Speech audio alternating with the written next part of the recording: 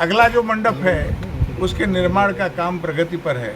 हम ये कह सकते हैं 3 मंडप तैयार होने की पूरी संभावना है। शिखर के लिए प्रयत्नशील हैं, वो कितना होगा ये आगे की बात है, लेकिन 3 मंडप तैयार करने के लिए लार्सन एंड टुब्रो और टाटा के लोग लगे हुए हैं। अर्थात आने वाले दिनों में मंदिर का भव्य एवं दिव्य स्वरूप आपको दिखाई पड़ेगा। 11 तारीख को दीपोत्सव है, तो क्या मंदिर में दीपक निश्चित रूप से जलाया जाएगा, लेकिन कुछ स्थान ऐसे हैं जहां अभी फेंसिंग का काम होना है, वहां विशेष प्रकार का दीपक जलाया जाएगा। तेल का दीपक नहीं होगा, जिससे वो पत्थर खराब न हो। प्रकाश व्यवस्था होगी, फूलों से सज्जा होगी। जी, किस प्रकार का दीपक होगा? ऐसे दीपक होते हैं जिसमें से तेल नहीं टपकता है, तो वो दीपक लगाए जाएंगे। प्रकाश की व्यवस्था होगी, फूलों से सज्जा होगी। ये केवल जो निर्माणाधीन मंदिर है वहीं नहीं होगी, परकोटे का जो हिस्सा बन गया है वहाँ भी होगी। आने वाला जो दर्शन मार्ग 100 मीटर का उत्तर प्रदेश सरकार के माननीय मुख्यमंत्री योगी आदित्यनाथ जी बनवाया है, उस पर भी हम सज्जा करेंगे। जहाँ प्रवेश है वहाँ भव्य दिव्य द्वार दर्शनार्थियों के लिए शोभायमान होगा। इस अवसर पर जाने वाले राम पथ पर राम जन्मभूमि प्रवेश ऐसा आकर्षण का केंद्र बनेगा। ठीक बाबूजी, पिछले राम जन्मभूमि ट्रस्ट बनने के बाद से भूमि पूजन का कार्यक्रम संपन्न हुआ।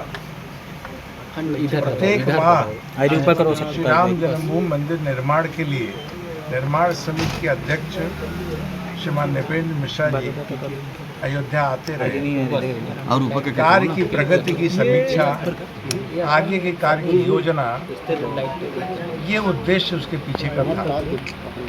अभी आप थोड़ा जल्दी देख रहे हैं, क्योंकि आगामी जनवरी 22 को जो निर्माण कार्य चल रहा था उसके भूतल के निर्माण कार्य का पूरा होना दिसंबर तक निश्चित हो गया है।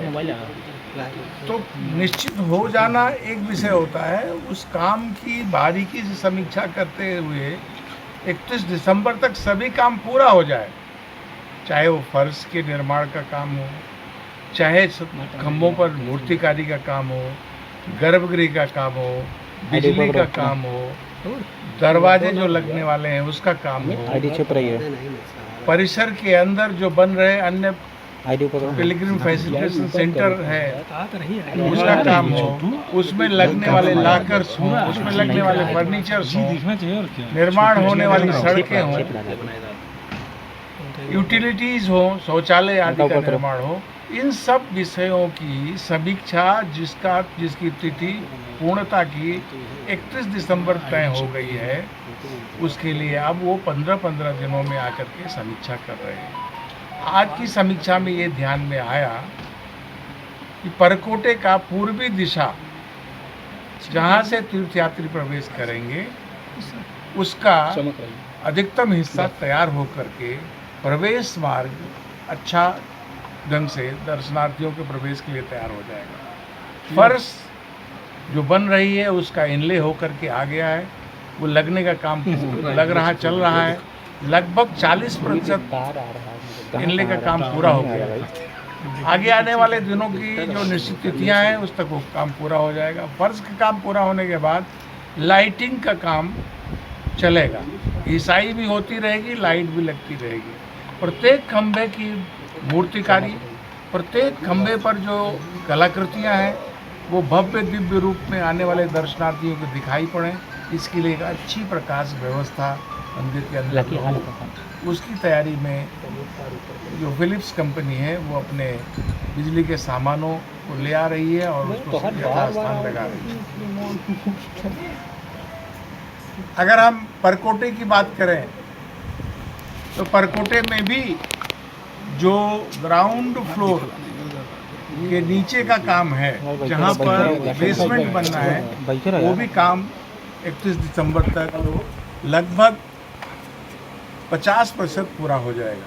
यार ढक्कन क्यों रहे यार इतना दिक्कत। जो प्रवेश द्वार है, प्रवेश द्वार में भी दरवाजे लग करके तैयार हो जाएंगे।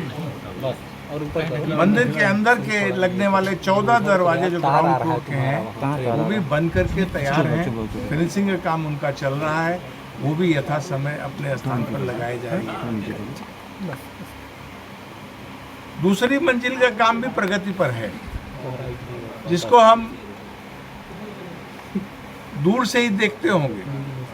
लगभग 14 से 14 फीट के आसपास एक खंबे और दीवालों का काम पूरा हो गया है। देख लो तार यहाँ